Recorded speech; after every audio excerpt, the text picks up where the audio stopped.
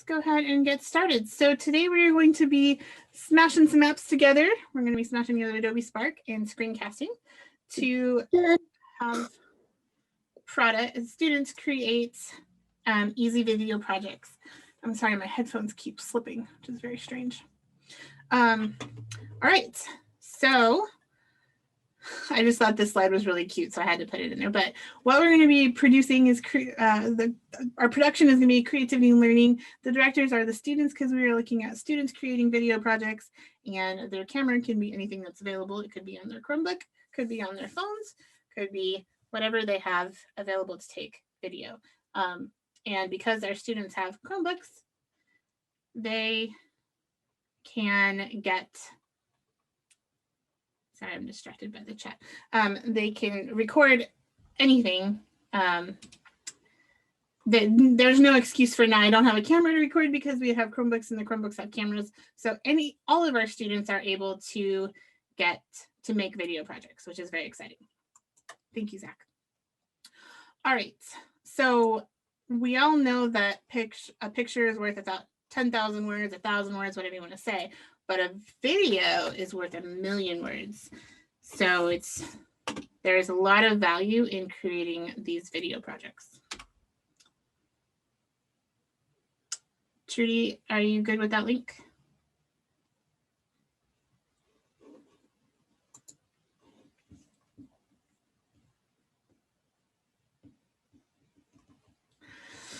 All right, so first we're going to talk about screencasting. Screencasting is an easy way to record your screen. There are two apps extensions that we will look at, Screencastify and Loom. I know that these are something that people are using a lot of with distance learning, so it's probably not new to most of you. In fact, if there's anybody who has not ever used screencasted anything, please let me know in the chat. You can, everyone, or you can let me know privately. And otherwise, I'll assume that everybody's probably done at least a little bit of screencasting because it is one of the most common tools that we are using in distance learning, I think. Okay, so a lot of what I'm going to be doing today is demonstrating the actual how to do it. There's a little bit of instruction on the slides, but most of it's going to be me demonstrating the processes. So the links to download the extensions are on these icons here. So if you click on the Screencastify logo, it will take you to the Chrome Web Store to download the extension for Screencastify and also the extension for Loom. I'm giving you both of them because there are benefits to both. Loom is free and there's unlimited number of, like, you don't have a time limit. You can make as many videos as you want. Screencastify is not free for the unlimited, but it is free for 5-minute videos. Which when it comes down to it, if you're creating videos that are longer than 5 minutes, you're probably going to lose your students' attention.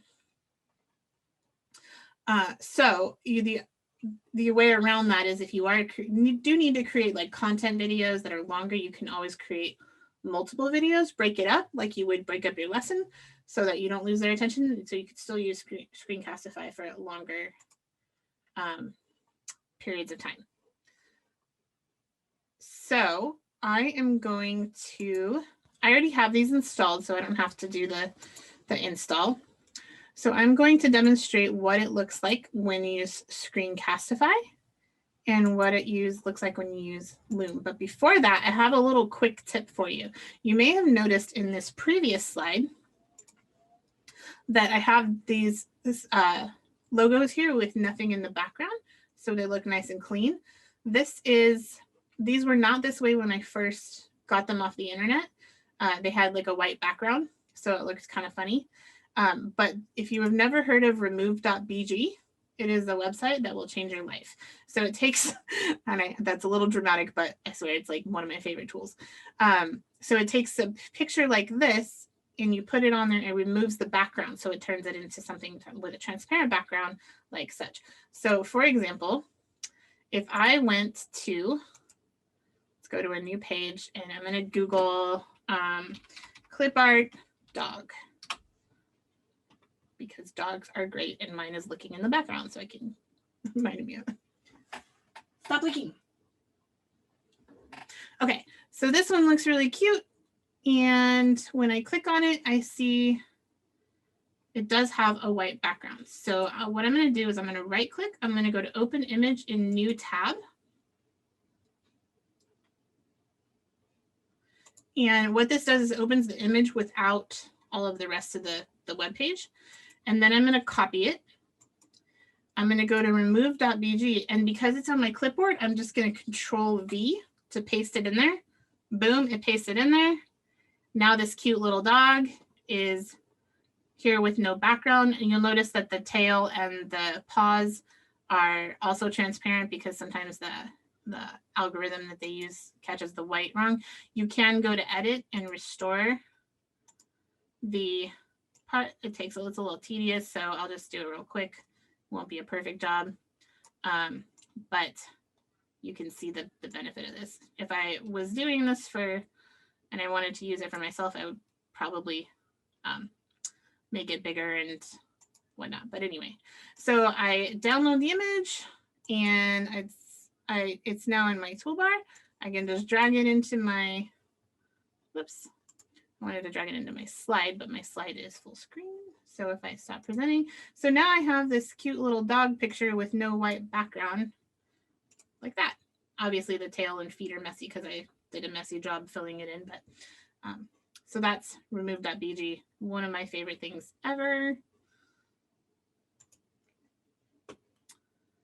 And it's such a quick thing to show. I just wanted to throw it in there. Okay.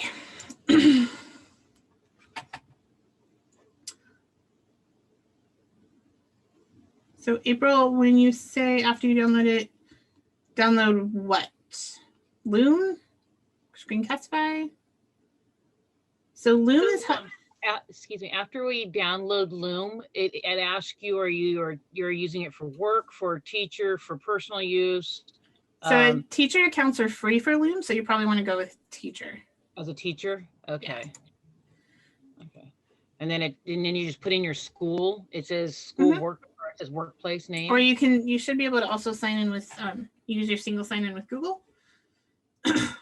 Well, I signed in with Google, so now it's asking me, so I just put in the school and it says upload the school logo, which I don't have any of that. So okay, we can try to work through that during the sandbox time. We'll try to get that figured out.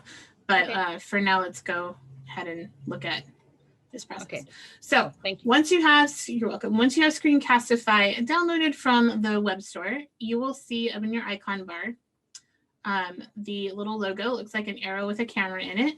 And when you click on that, it's going to pop up a little box.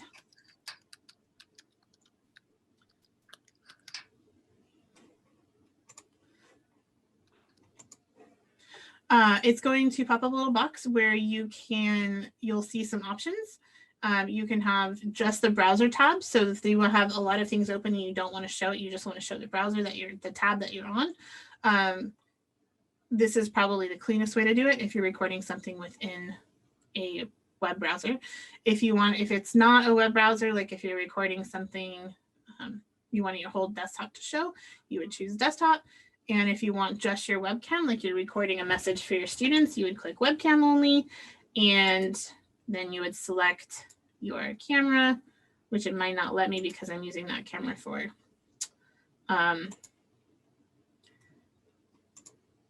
because I'm using the camera on Zoom. It's probably not gonna let me. If you want your microphone on, it'll turn the microphone on for you so you can record your voice.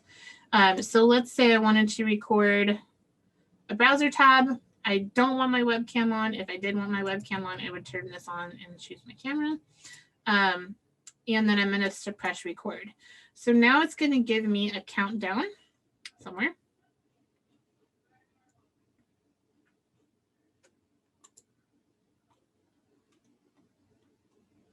It didn't start. Let me go to another different site here. Okay.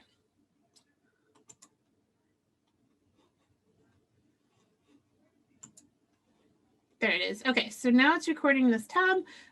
This little toolbox pops up. If I don't want this toolbox to show, I can click hide tools so that I can make my recording cleaner. If I need to pause it, like if I need to get something ready for and not want it to record the process of me getting that ready, I can pause it, I can stop it. I can restart it. I totally messed that up. Instead of restarting a whole thing, I just want to restart. And so now it is recording. Say a little bit of lag time here because I have a lot of things happening at once. Okay, so once it starts recording, apologize. Like I said, we got a little lag. Little things happening on my computer at once. Let me try that. Let me just restart this.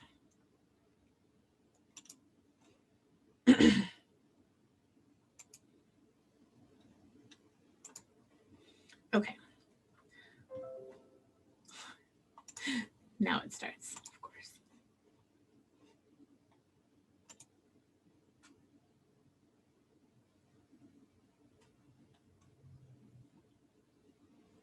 Yeah, that's why I think it's being weird. So I'm going into this other tab that's not my slides.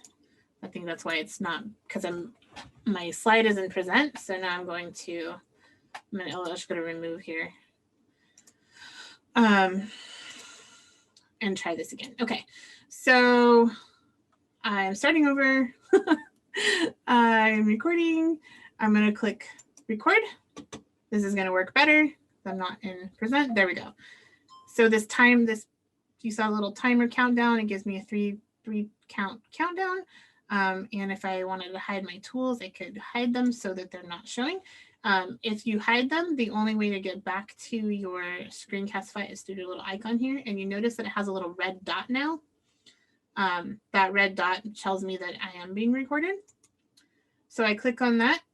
It pops up in the control box. If I'm done recording, I would click stop. And then it pops open a new tab with all of my recordings on it. And here I can listen to what I said. Which I hate hearing myself, so pause that. If I needed to trim from the beginning, like I was going through the process of getting everything prepared, but I didn't start recording like my actual what I want to show until 9 seconds in. If I needed to trim from the end, so it didn't show me stopping, you can trim it there. And so then it trims it.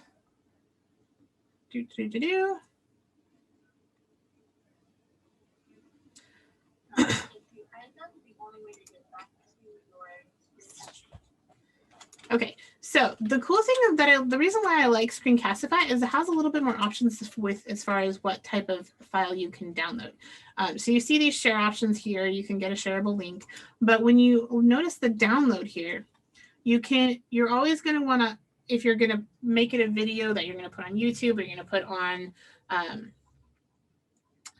Edpuzzle, whatever it might be, you want to export as MP4, and that because that's the video type that's the most widely supported.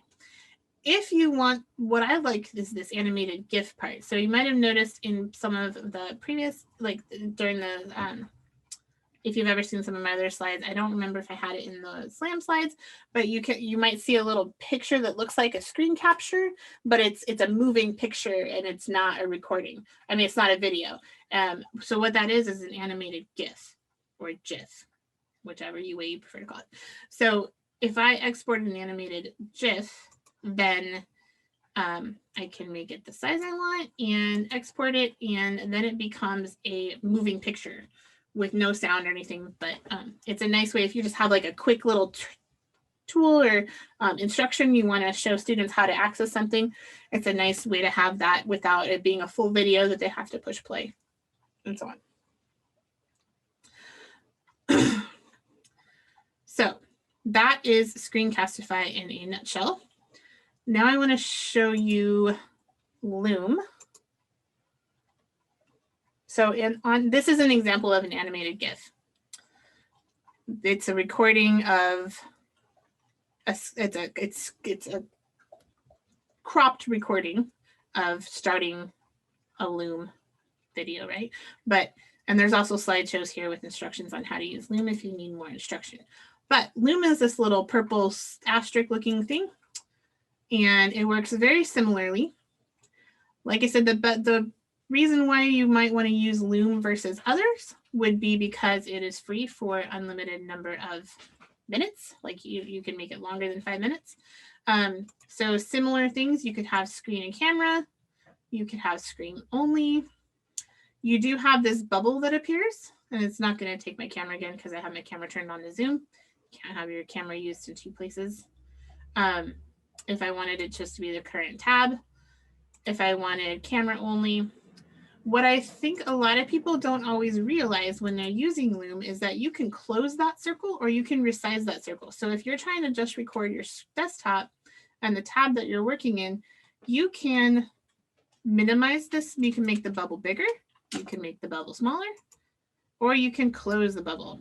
And I think a lot of people don't realize you can close the bubble because I always see their little picture there when it being in the way. You can also hide the menu. So once you start recording, gives you a countdown. And then if you don't want this menu here, you can hide the menu. So that little bubble will be the only thing, which is not very distracting as far compared to what, having the bubbles and all that stuff there. So again, if you are ready to stop, you can click on the extension icon, or you could click on the little bubble and open the menu again. Can I ask a quick question? Yes. So I'm seeing how do you crop a recording? So the crop a recording thing, that is if it's a GIF, it becomes a picture, and then you can crop the picture, but you can't crop a video like a MP4 video file. So like this example over here, this is a GIF file. Whoops. So it's a moving picture. It's not a video. And that can be cropped just like you would crop a picture. All right, so when you use Loom, you get your video is now here. You can play it, you can trim it, all those things. So I don't want to spend too much time on how to do all of those things because what I want to show you is actually Adobe Spark, because that's where the magic comes in.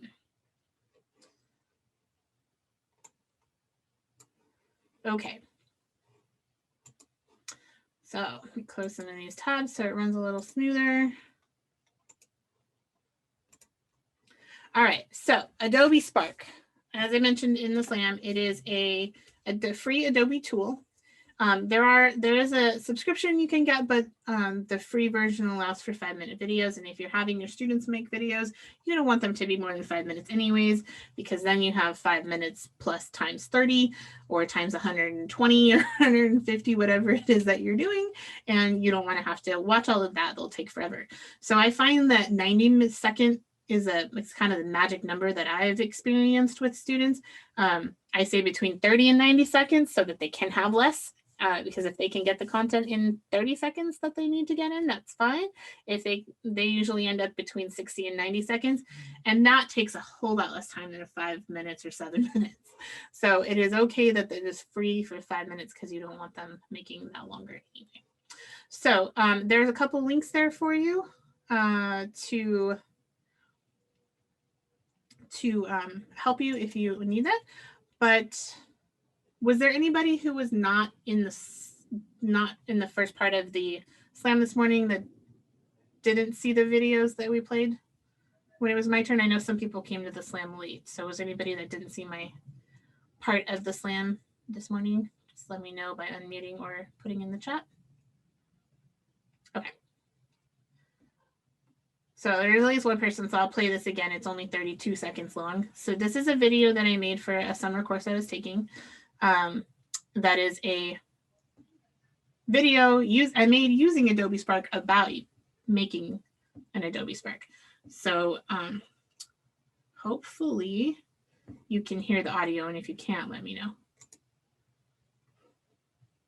Have you been looking for a way for students to add some sparkle and creativity in their work? Have you found yourself reviewing student work and thinking to yourself, not another boring slideshow, and introduce your students to Adobe Spark, and they'll be creating videos in just minutes. Using Adobe Spark is so simple that you really don't even need to give students too much direction. So So this is a screencast happening here that I put into Adobe Spark. Don't forget to have students give credit where credit is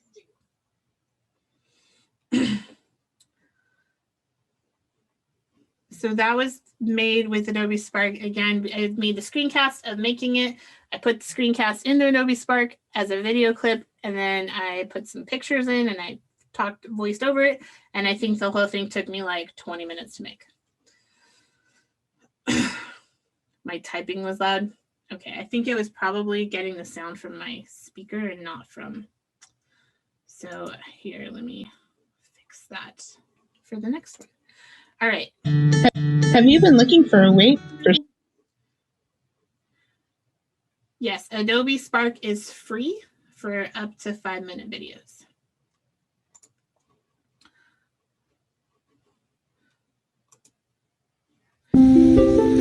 Okay, so for those of you that didn't see the beginning part of, or didn't see my slam session, this is a video that one of my students made for a project that we did a few years ago.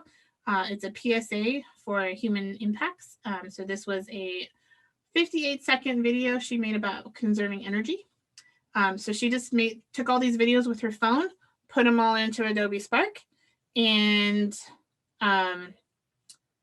voiced over it and came up with this really beautiful little public service announcement. And like I said, in the slam, she won first place at a film festival for it. So it was really exciting. And I don't think that there is a limit on how many 5-minute videos you can make. It's definitely more than one. You can make several. If there is a limit, I'm not sure of it, but we'll look into that later. Energy is part of our everyday lives. Everywhere we look, we're constantly surrounded by it. Our phones, computers, clocks, lights, cars all rely on energy. We use energy in a faster rate than it can be produced.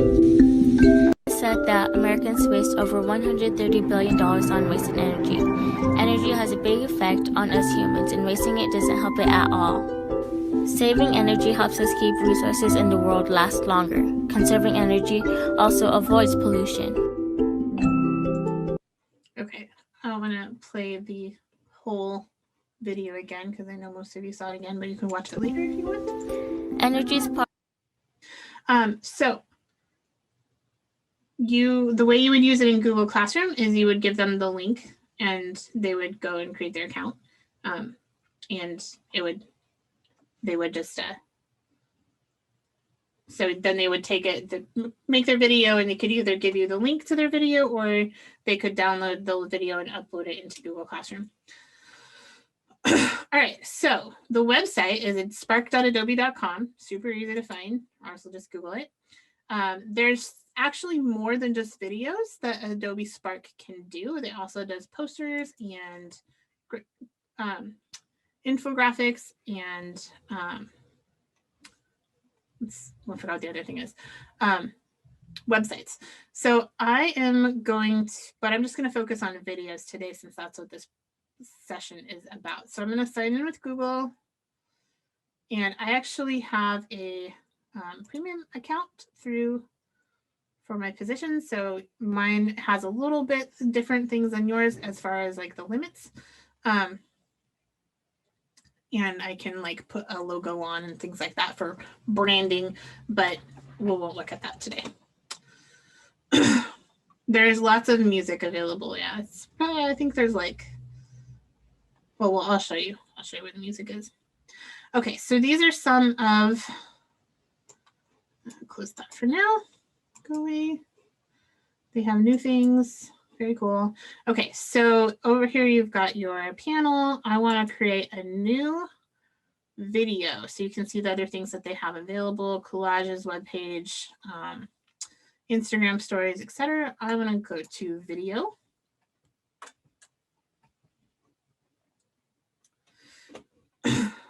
I'll give it a title. I'm going to start from scratch, but there's these things you could play with the templates if you're interested. I just prefer to start from scratch.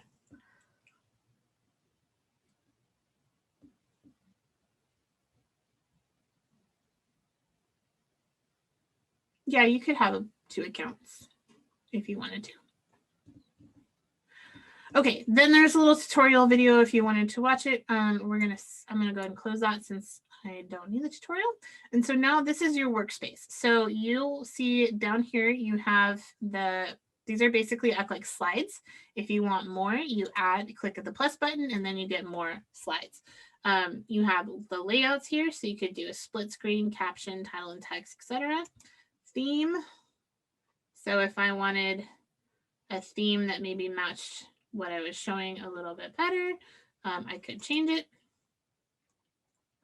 Kind of like you would change your theme in a Google slide. Being a little bit laggy right now, but that gives you the idea. Okay, so we'll call that the theme I want to use. If I needed widescreen or square, especially if you're making like an Instagram story, you'd probably want square or something for Twitter. And this is where the music library is. So this is how many music options they have. And I always add music at the end because I like to be able to record everything. And then I go pick the music I want. And one of the things about this is it plays the music over what you're speaking. So you might need to adjust the volume of the music a little bit in order to make it not too loud or too soft. So that music that was over the students example I just showed you, that's the type of music that they have. So to add content to your slide, you use this little plus button here, and you can add video, text, photo, or an icon. So if I had a video clip I wanted to add, I could pick it from here. So I might pull up some of the videos that I have. This is from a project I was working on another time. So let's, just for practice sake, I'll pull this. It loads it. It gives me, do I want to crop it? I can shorten it or lengthen, however I want it to be. Maybe this is the time frame I want to actually include. So I can crop or trim the video. I can preview that I like part. advisory because it helps me learn a lot. Okay, maybe I need that to be a little bit shorter. I can adjust it and then I can hear it. I like advisory because and then I click save, and that adds that to my video. So now that's going to be like the first thing in my video.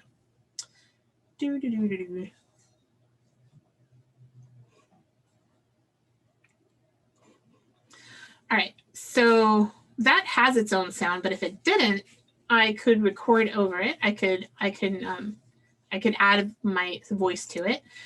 So I'll show you that on this first slide. So if I wanted to put a text box in, I would click the text box. I can make it larger or smaller, and then I would record something.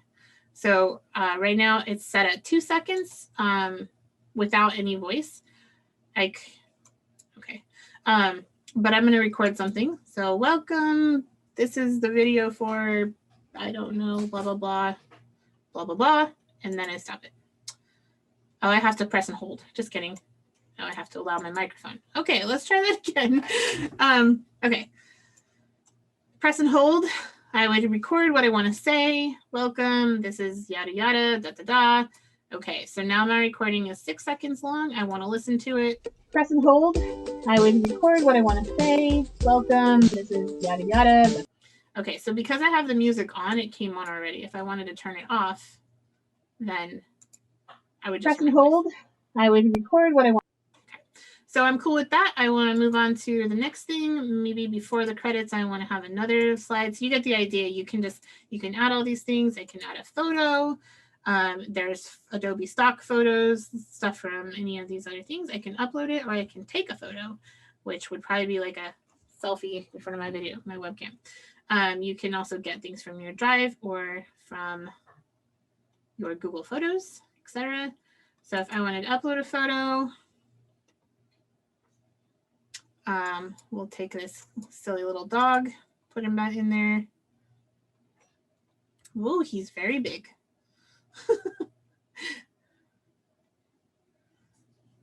Okay, I want to resize that. So I'm going to click this edit button. A lot of this is just kind of playing around with it until you get it to where you want it. So resize them.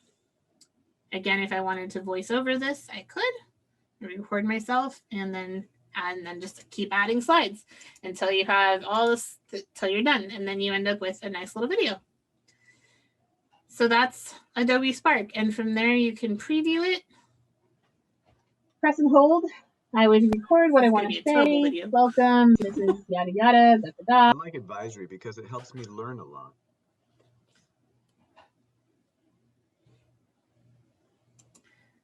Okay. So if I'm happy with it, I could either share it or download it. If I'm not, I could go back and edit and so on. So the share is what the students would probably want to do if, like the example of having them turn it in by filling out a Google form is a really easy way to put their link in there. So they would publish and then they would copy the link. I'm not going to publish this because it's kind of a piece of trash, but it was just to show you how to make it. Can you change the transitions? I don't believe so. It is a pretty limited as far as like, it's not going to do everything that Adobe Premiere Pro would do, but that's a pretty expensive and complex program. So it's fairly basic, but it does make a nice, easy way for students to do this without create a video without a lot of knowledge of video creation and whatnot. So it's a nice option to give them for that. I have some tips here that I got from this source down here. So you could use that to help prep your students. It's just there for you to use. I won't go over it.